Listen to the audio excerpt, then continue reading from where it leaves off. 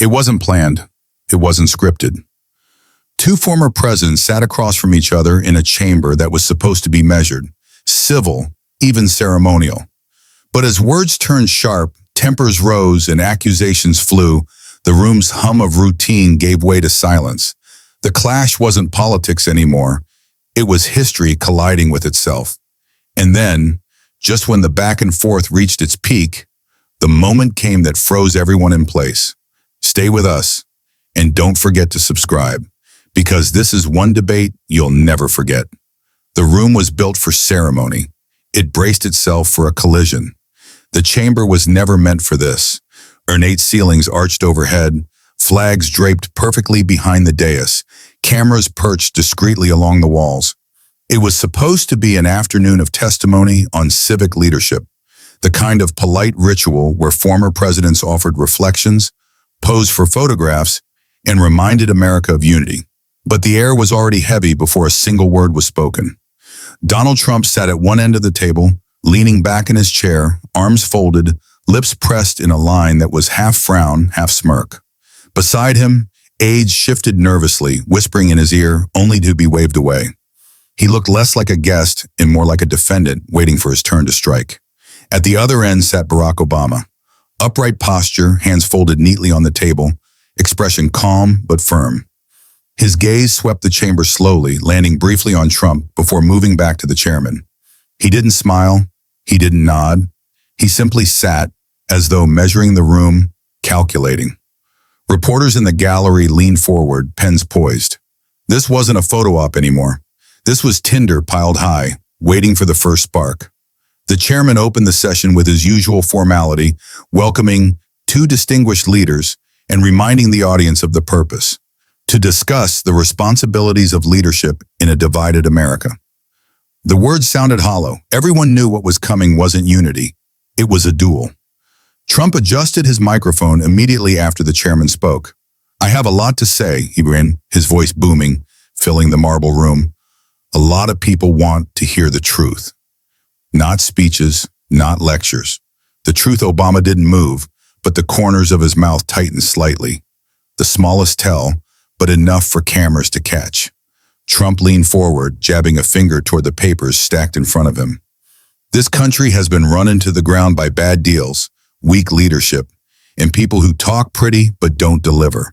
That's what the American people are sick of, and they know exactly who I'm talking about." Gasps fluttered through the gallery. The chairman raised his hand for order, but it was useless. The first shot had been fired. Obama finally moved, leaning slightly toward his mic. His voice was measured, deliberate. "Well, Mr. Trump, the American people also remember who left them division instead of unity, and chaos instead of stability. Some of us believe leadership is more than applause lines." The clash had begun. The chamber that was supposed to be ceremonial now felt like an arena. What began as formality was already cracking into a fight. Trump leaned forward again, voice rising, hands chopping the air. "President Obama talks about unity. But let's be honest, when he was in charge, America lost jobs, lost borders, and lost respect all over the world. It was weakness. Everybody knows it. I fixed the economy. I rebuilt the military. I told NATO to pay up. And they paid up. He gave speeches. I delivered results." The words landed like hammer blows. A few murmurs of agreement rippled from Trump's allies seated behind him. Reporters scribbled. Camera shutters clicked. Obama remained still for a long moment, letting the echo of Trump's voice fade. When he finally leaned into the mic, his tone was lower, deliberate, but edged like a blade. "You call it results. I call it chaos. You didn't strengthen our alliances. You fractured them. You didn't rebuild trust. You burned it. And as for the economy, it's easy to spend money recklessly when you don't care about who cleans up the mess afterward." Gasps rose from the gallery. One reporter whispered, "He's not holding back." Trump's face reddened. He slapped the table with his palm. "You gave us lectures about hope and change. I gave people real paychecks. You talked about diplomacy. I stopped wars from starting. Everybody in this country knows, except maybe you." Obama straightened in his chair, eyes narrowing just slightly. "Stopping wars? You cozied up to dictators. You called tyrants your friends. That isn't peace, Mr. Trump. That's surrender. The room exploded with murmurs, aides whispering frantically, reporters tripping over each other's words in their notepads. The chairman pounded the gavel for order, his voice cracking above the noise. The chamber will come to order. The chamber will come to order, but the order was gone. The clash had consumed it. Trump leaned back, arms crossed now, his voice dripping with sarcasm. Barack, you always sound smart. The words are pretty, but you didn't fix the border, you didn't fix the woes, and you didn't fix America. I did. Obama, for the first time, allowed himself a small, tight smile, not of amusement, but of calculation. He adjusted his mic, his voice carrying cool steel. Mr. Trump, you didn't fix America. You divided it, and today we're living with the consequences of that division. The chamber hushed. For a brief moment, even Trump paused. The silence was heavy, expectant, like a crowd leaning forward in anticipation of another strike. He brought accusations. He got receipts. Trump leaned forward, waving his hand toward the press gallery as though speaking directly to the public instead of the chamber. Let me remind everybody, when Obama was president, he said manufacturing jobs weren't coming back. Remember that? He told people to accept decline. Well, I brought them back. I said we'd win again, and we did. He gave up. I delivered. Reporters scrambled through their notes. Several nodded. Yes, Obama had said something like that once. Trump's words echoed across the marble like a prosecuting attorney delivering his case. Obama didn't flinch. He reached into his folder, pulled out a printed transcript, and slid it toward the clerk. The projector lit up the screen above the dais. Bold text appeared. Obama's exact quote from 2016. Some jobs in manufacturing may not return in their old form, but we will invest in new industries, in clean energy, in technologies that will power the next century. Obama leaned into the mic, his tone precise. I didn't say Americans couldn't work again. I said we had to build the industries of the future. And while you brag about bringing back coal mines that closed again months later, those clean energy jobs I talked about, they're employing Americans today. Right now, your record on that, empty? The gallery murmured loudly. Reporters scribbled furiously. A CNN journalist whispered, that's the first big contradiction. Trump slammed his palm on the table. That's spin. You wanted decline, I wanted strength. Everybody knows you were happy letting China eat our lunch. Obama leaned closer, voice steadier. Happy? I created sanctions against China, you rolled back. I built international coalitions, you dismantled. You don't fight for the American worker when you hand leverage to foreign powers because they flatter you. Gasps spread through the chamber. The chairman tapped his gavel, but order was irrelevant now. Trump scowled, his tone darker. You called ISIS the JV team. Remember that? You laughed while they grew. I destroyed them. I ended that nightmare. You couldn't. Obama held up another document, this one a declassified briefing. The camera zoomed on the highlighted section. U.S. Special Forces operations authorized in 2014. And who ordered the missions that broke their strongholds before you even took office? You inherited a fight half won and slapped your name on the victory. That's not leadership. Mr. Trump? That's his branding. The room erupted again.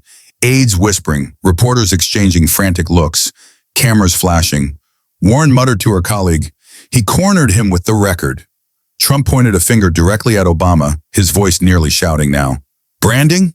You gave us weakness. You gave us division. And I had to fix it. Obama didn't raise his voice. He didn't need to. You didn't fix division? Wow, Donald, you fed it. The silence that followed was thick. Everyone in the chamber felt it. The contradiction had landed. The debate wasn't just words anymore. It was a room tilting on its axis. The contradiction still hung in the air when the murmurs began. Reporters whispered furiously to one another, exchanging quick notes, some shaking their heads, others scribbling one word again and again. Record. Photographers leaned forward, cameras aimed not just at the men speaking, but at the senators caught reacting. At first, the room had felt balanced. Some nodded at Trump's blunt force, others leaned into Obama's calm precision. But now the shift was visible. A Democratic senator who had been stone-faced earlier allowed himself the smallest of nods at Obama's rebuttal. Even a Republican on the dais, known to back Trump reliably, shifted uncomfortably, staring at his hands rather than cheering on the former president's booming voice. Trump noticed. He pounded the table again. You can write all the papers you want, you can show all the so-called evidence you want, but the American people saw it. They lived it. Under me, they prospered. Under you, they suffered. That's the truth, his voice echoed, sharp, commanding. But instead of applause, the chamber sank into uneasy silence. The gallery wasn't clapping, the aides weren't smiling. The optics were brutal. The louder he shouted, the quieter the room became. Obama waited, letting the silence deepen. Then he leaned in. Mr. Trump, volume doesn't make truth louder. Evidence does. And when your story doesn't match the record will win every time. The chamber reacted instantly. Gasps, murmurs, a few audible. That's right, whispers from the gallery. Reporters scribbled furiously, some nodding as they wrote. A journalist muttered, that line's going viral. Trump's face reddened. He jabbed a finger toward Obama. You love talking like a professor, like you're smarter than everyone. But you couldn't stop me when I ran. You couldn't stop me when I won. And you won't stop me now. Obama didn't smirk. He didn't gloat. He simply asked, his tone steady, if you were unstoppable, Donald, why does every fact stop you? The gallery erupted. Some gasped, others laughed nervously, but the effect was the same. Trump's defiance collided with Obama's calm, and the calm was winning. Even senators who had avoided showing reaction earlier exchanged knowing glances. The balance had tipped. The chairman banged his gavel, his voice cracking. Order! Order! But there was no order to restore. The chamber wasn't neutral anymore. It was leaning. One exchange silenced the chamber. Millions replayed it in hours. By the time the chairman declared a recess, phones in the gallery had already captured what mattered. A single 47-second clip was the first to break out. Trump slamming the table, declaring, I delivered results, immediately followed by Obama leaning forward, calm, surgical. If you were unstoppable, Donald, why does every fact stop you? Twitter detonated. Within 30 minutes, the hashtag #StopByFacts trended nationwide. The caption on the viral clip read simply, Trump versus Obama. One question ended it. Retweets rolled in from journalists, comedians, even athletes. The silence of the chamber was now echoing across millions of screens. On TikTok, creators cut the clip into cinematic edits. Some slowed it down, overlaying dramatic strings as Obama's words landed. Others paired it with captions, louder not equal to stronger, and facts greater than volume. Side-by-side reactions stitched in, young viewers shaking their heads, veterans nodding slowly, students smirking as they mouthed the line. Instagram Reels framed it like a meme. One slide labeled binders, yelling, distractions, with Trump's image. The next slide showing Obama calm under the caption, one question. Within hours, it was shared by influencers with millions of followers, fueling an online storm. Cable news anchors jumped in almost instantly. MSNBC opened with, Obama counters Trump with calm precision. CNN's Chiron screamed, the line that stopped the room. Even Fox, carefully phrased, ran with, heated clash between former presidents goes viral. Podcasts rushed out special edition uploads. One titled theirs, Trump's Table Slam versus Obama's Question. Talk radio callers lit up the airwaves. Some cheered Trump's force, others praised Obama's calm, but everyone agreed. The clip was unforgettable. Late-night comedy had its turn too. One host quipped, Trump brought the volume, Obama brought the mute button. The audience roared, but beneath the laughter, the seriousness of the optics lingered. Even in coffee shops and classrooms, the line replayed on loop. A college student told her friend, it's not even about policy anymore. It's about presence. He ended him with one line inside campaign war rooms. Aides scrolled in grim silence. A strategist muttered, it doesn't matter who's right. That clip is the story now. Another side, it's a fight over optics. And Obama just won. And yet, as the chamber reconvened, The viral storm wasn't the only thing weighing on the air. The faces of senators, staffers, even the gallery carried the same verdict. The debate was no longer even. The debate slowed. The silence started speaking. As the senators filed back in after recess, the chamber felt different. Gone was the restless energy, the half smiles at Trump's jabs, the eager scribbling during Warren's binder thumps earlier in the day. In its place was a quiet awareness that something irreversible had happened. Reporters had stopped writing long paragraphs. Now they wrote fragments, the line. Stop cold. Trump's silent for once. Photographers weren't aiming at documents anymore. They were training their lenses on faces. And those faces told the story better than any transcript. On the Democratic side, senators leaned back with a quiet confidence. They didn't need to intervene. The question still hung in the air like an invisible gavel. On the Republican side, unease spread. One senator kept tugging at his tie, avoiding the cameras. Another scribbled doodles furiously, anything to avoid looking like he was watching his standard-bearer stumble.